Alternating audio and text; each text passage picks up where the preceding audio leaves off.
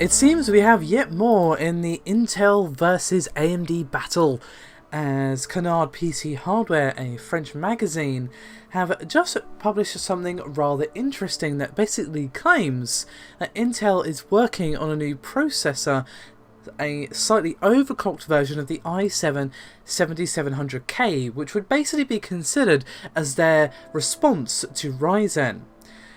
The new addition to their lineup would be factory clocked at 4300 MHz, which is actually 100 above the standard clock for the i7-7700K, with a higher TDP at 100 watts versus the 91 on the standard model. However, the boost frequency is still a mystery, at least at the time of recording.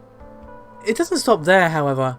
Allegedly, they're also working on a faster i5-7600K named the i5-6040K. This would be overclocked by 200 MHz to a 4 GHz base frequency, and the first rumours are basically saying that this particular CPU will feature hyperthreading, which is something we don't normally see on the i5s, but they did further add, that being Carnard, that this feature is not yet confirmed for the new processor. So take the whole hyper-threading, and to be fair, everything else here in this video, with just a dash of salt.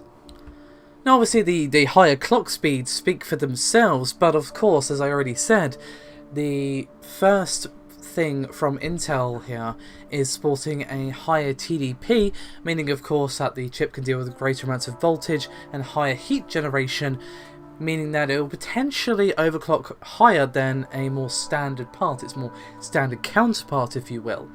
However, it's important to remember that in terms of the raw number of cores, Ryzen will still have the advantage, so it's really going to come down to the issue of performance per thread, clock speeds, and of course pricing from both companies.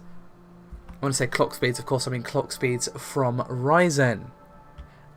And while we're speaking on Ryzen, you may recall that leaked list from the other day, which supposedly showed full lineup of the Ryzen CPU naming convention, and according to video cards, Ryzen CPUs are already being detected out in the wild with their real names.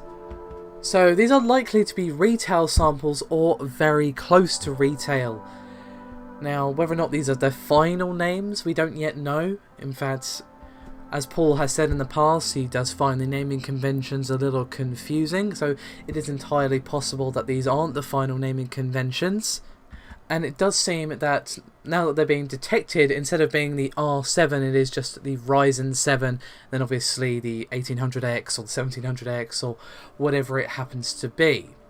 So a slight difference from the previous list, which showed them as an R7 1700X or what have you.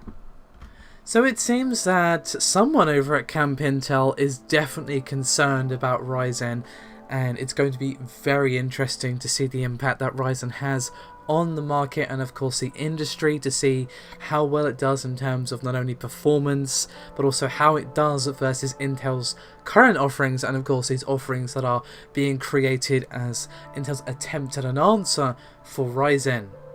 It's definitely going to be an interesting battle between the two regardless of all that, and I can't wait for Ryzen to come out so we can finally see what it has in store for us and to put some pressure on Intel in the CPU market. They've had that market far too comfortably to themselves for far too long, and we need to see them squirm a little bit under the heat of competition. So fingers crossed that Ryzen does well for itself, but of course time will only tell, my friends, time will only tell. Thank you very much for watching. As always, your support is highly appreciated. Do remember to like and subscribe if you haven't done so already. It does help out a great deal, and I will see you next time.